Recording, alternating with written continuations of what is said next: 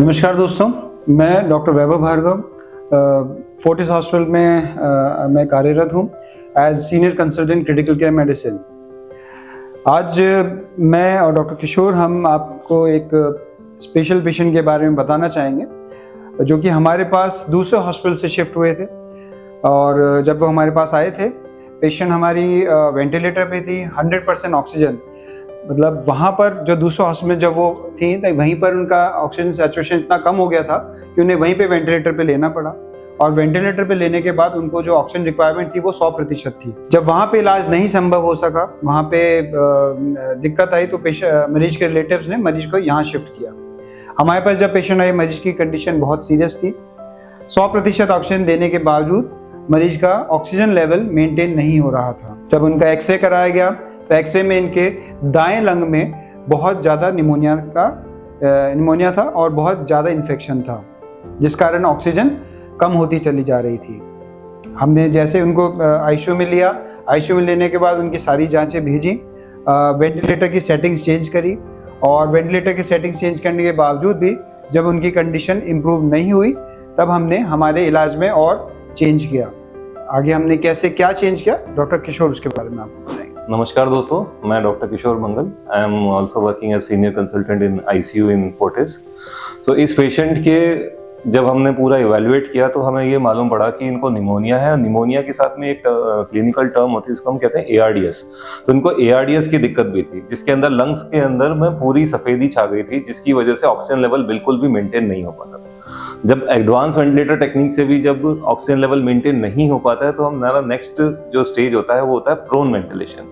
Prone ventilation मतलब कि मरीज को वेंटिलेटर के ऊपर ही उल्टा करके हम सावधानी के साथ में रखते हैं। इस प्रक्रिया के अंदर में जैसे हमने कोरोना काल में भी देखा था कि जैसे ही हम इनको प्रोन करते हैं तो उनके ऑक्सीजन में इंप्रूवमेंट आने का चांस हो जाता है। और ये चांस हमने इस पेशेंट के लिए भी लिया, जो कि वेंटिलेटर पे लेने के साथ में एक बहुत ही मुश्किल प्रोसेस होता है, लेकिन हमने उसको सक्सेसफुली किया। और उससे उसके पेशेंट में जो ऑक्सीजन लेवल है वो धीरे धीरे इंप्रूवमेंट आने लगा। ये जो प्रक्रिया होती है वो हर रोज की जाती है, जो कि 16 से 18 घंटे की जाती है। और उसके बाद में अगले दिन दोबारा हम जब एक्सरेज करके लगातार देखते गए, और उसमें हमें मालूम पड़ा कि इनका ऑक्सीजन लेवल धीरे धीरे करके इम्प्रूव कर रहा है, और निमोनिया भी है वो इम्प्रूव करने लगा। साथ ही हमने इसमें इनकी ब्रोंकोस्कोपी वगैरह करके देखी, उससे जो इनका बलगम फंसा हुआ था वो भी निकाला गया, और एंटीबायोटिक से रिस्पॉन्स आते आते प्रोन वेंटिलेशन की हेल्प से इनके ऑक्सीजन लेवल्स में इंप्रूवमेंट आ गया।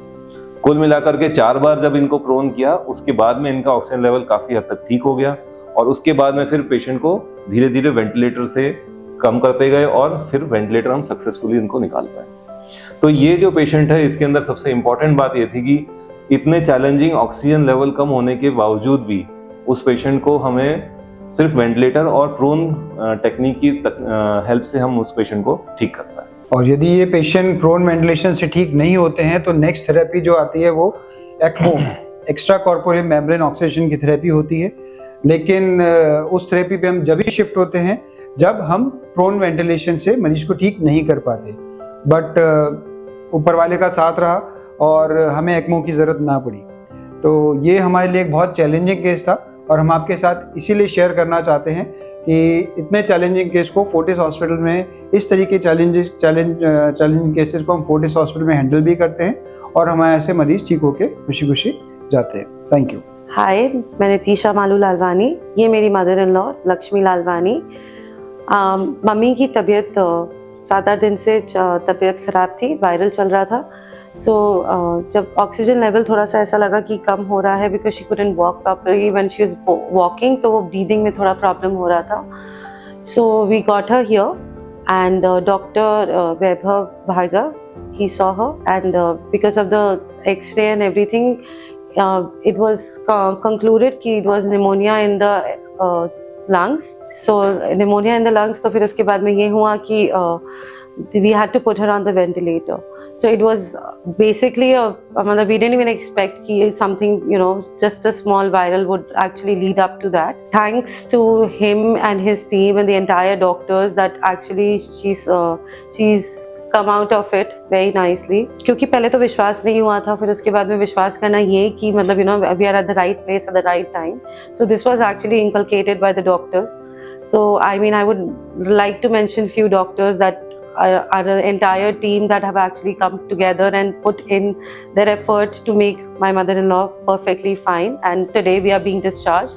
So Dr. Vaibhav Bhargav, Dr. Kishore Mangal, Dr. Ankit Bansal, who's the pulmonologist, and Dr. Apul Mathur, Dr. Ravi Sharma, Dr. Prashant Satlani, Dr. Anuj Kayat, Dr. Prashant Sharma, and the ICU nursing led by Mr. Kamal. So this was entire force that have come together. I'd really like to thank all of you for giving me for believing in the thing that yes, you'll make them fine, for giving me that assurance that everything is going to be fine, and for us to make you believe in entire system. So even the thing that apart from the medicines that was done here was to proning the patient, and which is one of the things that because when I was convincing myself and the others, then I realized that proning was one step ahead than the other hospitals that was being done.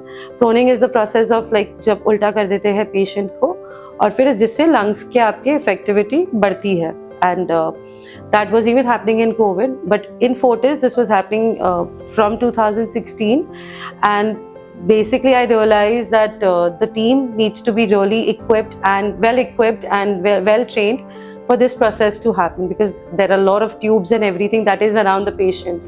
So when this was being done, and this was done I think for 4 days continuous, so yes, medicines definitely does the help, but I think it was a quick response because of the proning effect that has been done by Fortis Hospital, and I'm actually it's very well applauded. I feel very good about it that this was done, and yes, so thanks to the team again, thanks to Fortis, and so yes, we are going home now.